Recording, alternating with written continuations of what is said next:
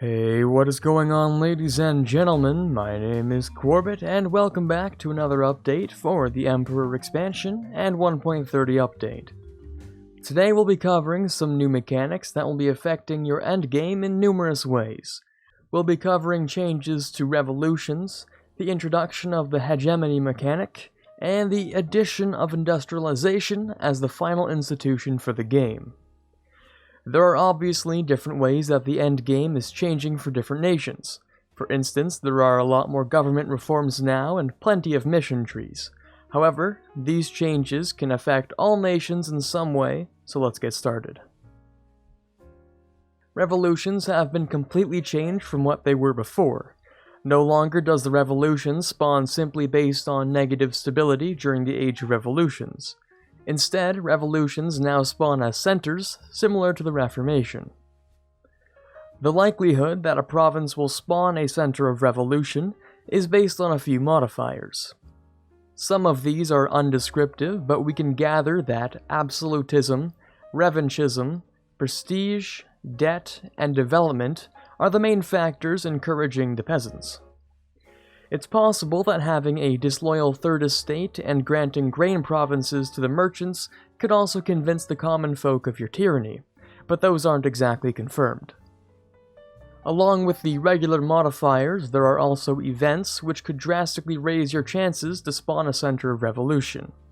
Eventually, the combination of events and modifiers will result in the sparks igniting and the beginning of the revolution. The center of revolution will spread to 3 provinces at a time and rather quickly, each province receiving autonomy equal to half of the absolutism, and subjects slowly gaining 30% liberty desire as the revolution spreads to their provinces. The revolution can be suppressed short-term by fighting the revolutionary rebels, but as we'll see in a moment, that's probably the worst way to go about fighting the revolution. To make or break the new revolutionary state, a disaster will have to fire. The new reworked disaster no longer requires you to destroy your country to make it fire, but instead is based on how much of your land already has the revolution. What I like is how upfront the disaster is once it fires. Are you for the revolution or against it? Picking the reactionary side will not keep you safe from the revolution. If you lose to the revolutionaries, you'll still be forced into a revolutionary government, but you will be taking penalties for it. And you might even lose your chance at being the revolutionary target. What I'm really looking forward to is reading the details on how your people liberated themselves. There are tons of global events describing for some specific nations how they managed to do it, which is a nice touch. And yes, you did actually hear me right, global events. The ideas of the revolution are no longer restricted to Europe, just as it should be. It's much likelier to spawn in Europe, but this does indeed mean that you can have 2 American revolutions, so have fun with that. Now let's talk more about what you receive as a revolutionary government. First of all, absolutism is replaced by something called revolutionary zeal, which functions very much the same way. The bonuses are 30% admin efficiency and 20% special unit force limit increase. However, you lose zeal while not at war, and you gain zeal from spreading the revolution and supporting revolutionary rebels in other countries. Zeal doesn't quite stop at the modifiers though. If a revolutionary nation has more zeal than the current target of the revolution, then they can claim the target for themselves. This is exactly why you want to win as the revolutionaries. If you lose as the reactionaries, you'll start with 0 zeal, and will almost immediately lose the target. So I mentioned earlier that you get special unit force limit for having a lot of zeal. So what's with that? Why is it increased for revolutionary governments? Well, introducing the Revolutionary Guard. Units in the Revolutionary Guard receive 10% less shock and fire damage and have 100% drill gain modifier.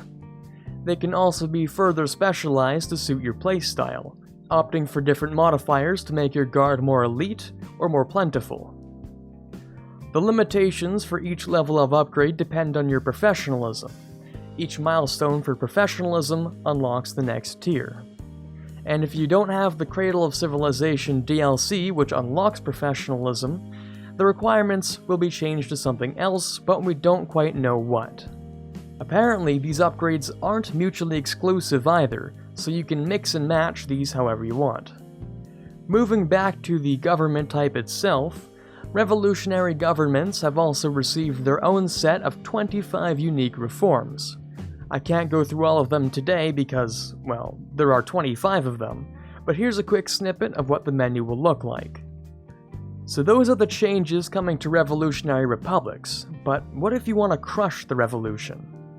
Choosing the side of the reactionaries and beating the revolutionaries will protect your country from the revolution from there on.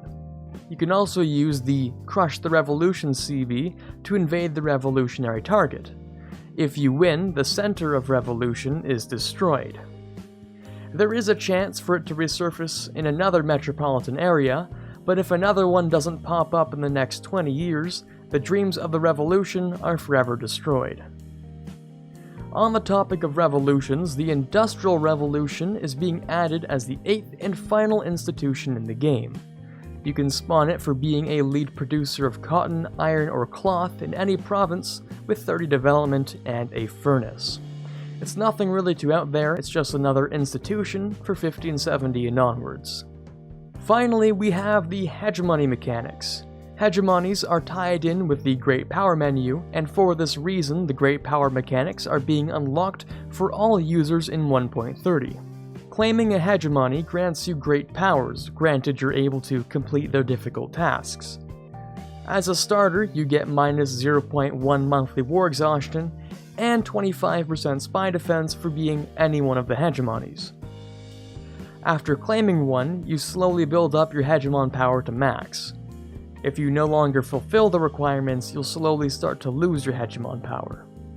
A hegemon is also not allowed to ally any other hegemon, and all nations get an Imperial War CB against any hegemon as well as decreased opinion against them. Being allied to a hegemon also gets you decreased power projection. Becoming the economic hegemon requires you to have at least 1,000 ducats in income, and to have a larger income than any other nation. You receive plus 100% mercenary manpower at the beginning, and 33% increased governing capacity for reaching 100% hegemon power. The scaling bonuses are up to 10% merc discipline, 10% trade goods produced, and minus 20% autonomy in all provinces. The Naval Hegemon requires you to have 250 heavy ships, and more heavies than anyone else in the world. You receive 10% naval engagement width to start, and plus 20% backer artillery damage for reaching 100% hegemon power. The scaling bonuses go up to minus 20 liberty desire in subjects, plus 200% sailors modifier, and 200% blockade efficiency. The military hegemon requires you to have at least 1,000 land regiments, and more than any other country. Unclear whether this includes mercenaries or not, but we'll just have to try that out. You receive 10% cheaper war score costs to start, which is pretty ridiculous by itself, and plus 20% siege bonus at 100% hegemon power. The scaling bonuses include 10% movement speed of armies, minus 20% land attrition, and minus 3 national unrest, which itself is pretty incredible. The numbers for the hegemony bonuses aren't final, but this is what we can expect for now. These changes to the endgame should help to keep your 18th century feeling fresh for multiplayer, and hopefully to make those world conquests feel less tedious and more rewarding. We have just enough time for 1 or 2 more Emperor videos, so if you want to see more Emperor content covered on the channel, leaving a like would go a long way towards making that happen. And if you don't want to miss the next one, or the new 1.30 series will be starting, then subscribing and turning on notifications is your best bet to make sure you're caught up with every upload. This is Quarbit signing off, and as always, have a fantastic day. I'd like to give a quick thank you for the following patrons for the month of May. In the $1 tier, we have Quiet Guy, Quaggersol, Farron, DLNM, and TFLJ Martis. In the $3 tier, we have Ben Greenhagen. In the $5 tier, we have Justinian. In the $10 tier, Natsuki. And in the $20 tier, Chewy Shoot. Thank you guys so much for your pledges, it means a lot to me, and you're really helping to move this channel forward. Again, I cannot possibly thank you enough.